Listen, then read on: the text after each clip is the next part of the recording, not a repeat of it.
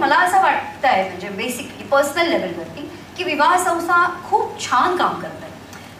Profiles upload करतात, information घेतात, profiles upload करतात, काही क्वेश्चनेअर बनवतात. त्या क्वेश्चनेअरमधनं त्यांची सगळ्यांची माहिती मिळते, मुलाची माहिती, मुलीची माहिती.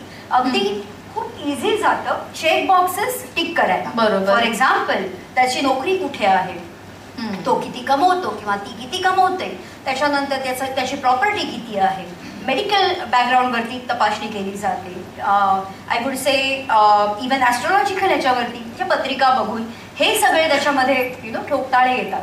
सो बेसिकली होतंय असं की मटेरियलिस्टिक गोष्टींवरती भर फार दिला जातो.